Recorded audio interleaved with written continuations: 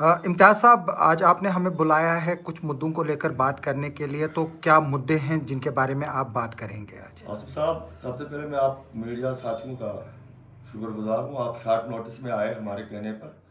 यहाँ पिछले कुछ दिनों से कुछ इश्यूज पे लेकर अपोजिशन की तरफ से, खासकर भाजपा की तरफ से कुछ चीज़ें जो है मन गढ़ंत चीज़ें जो लोगों को गुमराह करने के लिए मीडिया में वो बताई गई हैं, उस पर हम सफाई क्या वजाहत करना चाहते हैं कि हकीकत में क्या है। सबसे पहले जो एक इशू उन्होंने उठाया है 13 जुलाई 1931 के शोहदा के बारे में। तो मैं मलिक साहब जो हमारे स्पोक्स पर्सन है, इश्तियाक साहब, इनसे गुजारिश करूंगा कि वो इस पर वजाहत करें। 13 जुलाई 1931 की शोहदा। जी मलिक साहब। शुक्रिया आसिफ साहब। जहाँ तक सवाल है 13 जुलाई का, जो 1931 में यहाँ यौम शोहदा मनाया जा रहा है हर साल, तो उस पे जो टिप्पणियाँ यहाँ पर किश्तवाड़ में बीजेपी यूनिट ने शुरू की, उस पे हम उनको हिस्ट्री तो थोड़ा सा याद दिलाना चाहते हैं। उनको ये हिस्ट्री का मुताला करके कोई बयानबाजी करनी चाहिए। हमने 1931 में जो आई विटनेस, जो हमारे हिस्टोरियन थे, 5 लोगों के नाम मैं बता सकता हूँ जिन्होंने उस पर पूरी रोशनी डाली है। नंबर 1 पे है हमारे प्रेमनाथ बजाज साहब, जिन्होंने कश्मीर इशू पे जो उनने एक बुक लिखी है, उसका मुताला करना चाहिए। नंबर 2 पे वहाँ पर एक अंग्रेज़ भी उस टाइम एक्टिव हिस्टोरियन था, जनाब क्रिस्टोफर सर, और उन्होंने भी उस पर बात की है। और हमारे बशीर साहब खालिद बशीर अहमद है, एक हिस्टोरियन। 5 आदमी हैं ये। और हमारे पांचवा आदमी है जो खालिद हमीद परा, उन्होंने भी इस पर पूरी रोशनी डाली। मैं चाहूँगा कि बीजेपी वाले जो है ना, ये मतलब अनाप शनाप बोलते रहते हैं, इनको चाहिए पहले हिस्ट्री का मुताला करें। जहाँ तक इनके क्वेश्चनों का सवाल है, आज ये लोग उस पर बैन लगा रहे हैं, छुट्टी कैंसिल की, ब्लैक डे मना रहे हैं। मैं पूछना चाहूँगा इनसे कि आपके प्रधानमंत्री 2 टाइम रहे हैं अटल बिहारी वाजपेयी जी, उन्होंने क्यों इस पे संज्ञान नहीं लिया? आज इनको कहाँ से ये जहन में आया? तब तो इनके पास हुकूमत सेंटर में थी, तब क्यों नहीं इसको इन्होंने ब्लैक डे घोषित किया या इस छुट्टी को कैंसिल किया? दूर कहाँ जाएंगे हम, स्टेट की बात करेंगे। यहाँ जब पीडीपी और बीजेपी की सरकार बनी, तब जाकर भी इन्होंने पूरा प्रोटोकॉल में इस शहीदी दिवस को बनाया। आज क्या वजह हुई इनको ये ब्लैक डे तस्वुर किया इन्होंने? मैं पूछना चाहूँगा यहाँ के, ये गुमराह कर रहे हैं लोगों को सवाल करना चाहिए इनको। आप लोगों ने पिछले हुकूमतों में इसका पूरा भरपूर मज़ा लिया, एंजॉय किया आप लोगों ने। आप लोग वहाँ सलामी देते रहे, उनको याद करते रहे, और आज की डेट में ये लोगों को गुमराह कर रहे हैं। तो मैं यही कहना चाहूँगा कि इनको पहले हिस्ट्री का मुताला करना चाहिए, उसके बाद कोई बयानबाजी करनी चाहिए। रहा सवाल डेवलपमेंट की भी, ये लोग गिनाते थे आपके सामने। मैं पूछना चाहूँगा यहाँ से कि इन्होंने पिछले 14 साल में कैंसर हॉस्टल की इनाग्रेशन की बोर्ड लगाया था बंडारकोट में 2 बार, वो सड़ भी गया वहाँ पर। तो उन्होंने आज तक उसका कोई संज्ञान नहीं। जिन अस्पतालों को आज ये वहाँ खबर पुरशी करने जाते हैं, वो नेशनल कॉन्फ्रेंस की देन है। जिन स्कूलों में ये योगा दिवस मनाने जाते हैं, ड्रिल करने जाते हैं, वो नेशनल कॉन्फ्रेंस और पिछली सरकारों की देन है। ये हमें बताएं कि 14 सालों में इन्होंने कितने कॉलेजेस खोले, कितने अस्पताल बनाए, कितने ये जी डिग्री कॉलेज खोले। डिग्री कॉलेजों में ये आज सिंपोजियम करने जाते हैं, रेडीमेड इनके पास सारा कुछ है। ये अपना दिखाएं कि नया इनने क्या किया किश्तवाड़ के लिए। हिस्ट्री क्या कहती है जो 13 जुलाई है? आपने हिस्टोरियंस के नाम बोले, तो क्या ये वाकई ट्रेटर्स थे, दंगाई नहीं, थे? बिल्कुल नहीं, नो ट्रेटर्स, नो दंगाई। इनको इन हिस्टोरियन ने ये बुक पढ़े, उनकी बुक पढ़े, मैंने मुताला किया, तब जाकर मैं बात कर रहा हूँ। उन्होंने इनको टर्निंग पॉइंट जो कश्मीर का, जो बलवा मजदूर की तरह डोगरा साम्राज्य उनको इस्तेमाल कर रहा था। आपको मैंने खुद वो शक्लें देखी हैं, जब किश्ती वो खींचते थे, वो रस्सियों से उनको डोगरा महाराजों को खींचते थे और दरियाओं में सैर कराते थे। उसके ऊपर कदीर खां साहब जब आए श्रीनगर कश्मीर में, वो कुक थे। इनमें अंग्रेज़ की हुकूमत जब यहाँ थी, उनके साथ वो कुक का काम करते थे। उनने जब वहाँ ये आंखों देखा हाल देखा कि अट्रॉसिटीज कितनी यहाँ जम्मू कश्मीर के लोगों के ऊपर थी, तो उसने वहाँ पर मस्जिद में उठ के एक लेक्चर दिया जिसके ऊपर उनको सेडेशन का केस दर्ज हुआ और उसको सेंट्रल जेल में डाला गया। तब जाकर कश्मीरियों को होश आई, उनके दिमाग, कश्मीरी आनली कश्मीर नहीं, पूरे जम्मू कश्मीर के लोगों को, जिसमें हमारे पंडित बरादरी के लोग भी थे। हाँ, ये ज़रूर है कि वहाँ अजान का वो टाइम, अब पिछले उसने कहा कि भाई जो आपके साथ इंटरव्यू दे रहा था बीजेपी का एक एक्स प्रेसिडेंट, उनने कहा 13 जुलाई में अजान का कोई इशू ही नहीं है, लेकिन उन्होंने हिस्टोरियन ने उसमें अजान का जिक्र किया। अगर अजान ना हुई होती, अजान का टाइम ना हुआ होता, हो सकता उसमें कुछ पंडित लोग भी शहीद हुए होते। ऐसा नहीं है। अब यहाँ अजान का इशू आया तो वहाँ कश्मीरी मुसलमान ही उसमें शहीद हो गए, एक एक करके 22 आदमी को गिरा दिया। इसकी वजह से हम उसको कश्मीर मार्टियर्स कहते हैं। वरना अगर ये एपिसोड जम्मू में हुआ होता, हम उनको नाम देते योम शहादाए जम्मू। ये कश्मीर में हुआ, इसीलिए हम इसको योम शहादाए कश्मीर कहते हैं। तो महेंद्र जी भी साथ में है। महेंद्र जी, क्या बोलेंगे? आपने वो प्रेस कॉन्फ्रेंस भी सुनी होगी बीजेपी की। आप जो है इस वक्त गवर्नमेंट में हैं, 8-9 महीने हुए, तो क्यों नहीं रेगुलराइज हो रहे हैं सफाई कर्मचारी? क्यों किश्तवाड़ की ये बुरी हालत है? क्यों यहाँ ड्रेनेज नहीं है? क्यों वो जो पानी यहाँ पर 20 इंच का नाइगढ़ का आया क्यों नहीं है? वो जो लिफ्ट यहाँ पर लगाई गई थी वो 2 करोड़ 40 लाख की थी, लेकिन 2 करोड़ 90 लाख रुपये उसको रिपेयर करने के लिए लगा। तो क्या बोलेंगे आप इसको लेकर? मैं नेशनल कॉन्फ्रेंस का एक अदना सा वर्कर हूँ।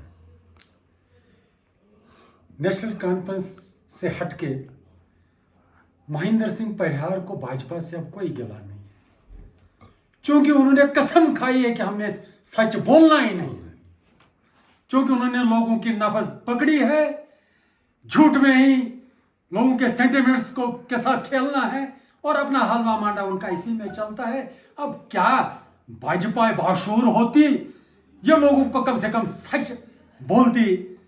सच से इनके जो धरना कोसों दूर है सच्चाई से, जो ये कह रहे हैं कि हमारी सरकार है। आज ये पानी के लिए धरना दे रहे हैं। क्या ही अच्छा होता ये हमको भी इनवाइट करते, हम धरना देते इनके साथ नरेंद्र मोदी जी के खिलाफ, क्योंकि उसने वादा किया था कि हम किश्तवाड़ को पानी से सैराब करेंगे। किसको ये बेवकूफ बना रहे? उमर अब्दुल्ला के खिलाफ, उमर सरकार के खिलाफ धरना, जिसको तहसीलदार की ट्रांसफर करने की इख्तियारात नहीं है। आज ये हमको बोल रहे हैं आपका क्या काम है? You are the public representative. आपका क्या रोल है? एक एमएलए का क्या रोल होता है? यही सड़कें बनाना, शहर को साफ सुथरा रखना, जो भी लोगों के मुश्किलात हैं उनके अजाले के लिए आगे बढ़ना। आज ये सेलिब्रेट कर रहे हैं, फंक्शन सेलिब्रेट कर रहे हैं और पूरा किश्तवाड़ गंदगी की ढेर पे। आपने वादा किया था लोगों के साथ, सबका विकास। आज मैं आपको बताना चाहूंगा, आपका नारा सही थोड़ा सा गलत है। क्या है? आपने ये कहना है कि सबका साथ, भाजपा का विकास, अपना विकास। आज आप डोलस्ती में देखिए, जितने भी कॉन्ट्रैक्टर भाजपा के, जितने भी कारोबारी लोग भाजपा के हैं, आज लोगों को तुम बेवकूफ बना रहे हो। हजारों लोग हमने प्रोजेक्ट में भर्ती किए, यहां तक कि लेबर भी आपके ठेकेदारों की हिमाचल से है, बिहार से है। आप देखिए, अगर मैं गलत कहूं, मुझे चौराहे पे फांसी पे लटकाया जाए, मैं प्रूफ करके दूंगा।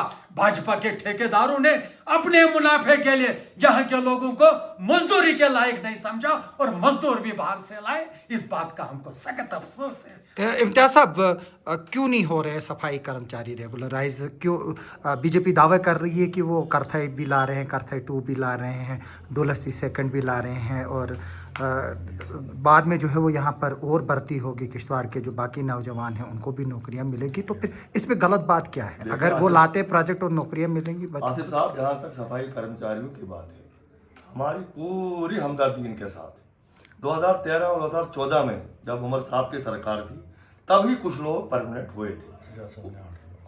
सजाद साहब यहाँ के एमएलए भी थे। आप ये बात उन लोगों से नहीं, मैं उस वक्त मौजूद था, कन्फर्म कर सकते हैं। नहीं, मैं मौजूद था, वहाँ मौजूद। उसके बाद हुकूमत बदली, भाजपा पीडीपी का दौर आया, फिर एलजी का दौर आया, आज तक 2024 तक वही दौर है। नहीं, एलजी का दौर जो है वो बीजेपी बोरी हमारा नहीं है। एलजी जब वो अच्छा सेंटर काम का करेगा, एलजी कोई अच्छा काम करेगा, उसका क्रेडिट बीजेपी लेती है, बोलती है हमने कराया। आज जहाँ जहाँ बुरा किया निजी उमर साहब का इम्तियाज ये दोहरा साहब, जब गवर्नर अपॉइंट हुआ था इन्होंने कहा था कि गवर्नर हमारा है गवर्नर हमारा है। और हमारी मर्जी से आज काम होंगे। ये खुद क्या बोलते बात हैं, करते हैं ये खुद बोलते हैं। इनके स्टेट प्रेसिडेंट रहा सवाल दूसरा, Sorry. इस वक्त सरकार जो है यूटी में, यूटी का कंसेप्ट आप सबको पता है। यहाँ चीफ मिनिस्टर को उतनी पावर नहीं है कि वो खुद अपना फैसला ले सके। फंडिंग जो है मरकज से आती है। आपने देखा होगा पहला बजट जब पास हुआ, जितना हमने यहाँ से बजट भेजा था उसमें कई सैकड़ों हजार करोड़ रुपए जो है कट करके भेजा गया।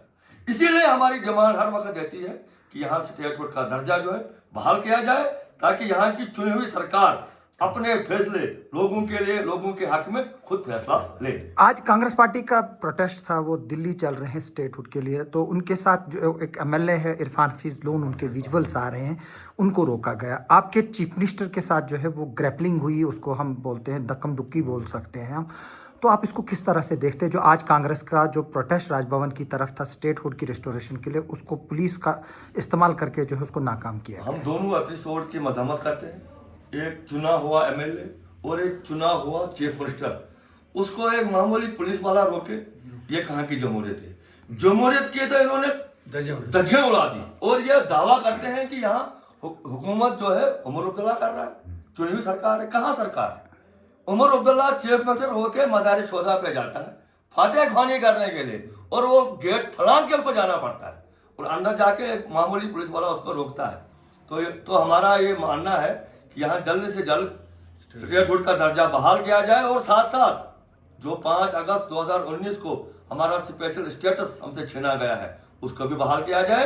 ये जो स्पेशल स्टेटस की बात है, इसको ये भाजपा वाले तोड़ मरोड़ के पेश करते हैं। ये कोई जम्मू कश्मीर के लिए नहीं है स्पेशल स्टेटस जो है, ये गुजरात में है, ये हिमाचल में है, हिंदुस्तान की 11 रियासतों में स्पेशल स्टेटस है। तो जब जम्मू कश्मीर की बात आएगी इनको मिर्ची क्यों लगती है, यह हमें समझ नहीं आती है। और लोगों से हमारी अपील है, इनके बहकावे में मत आए।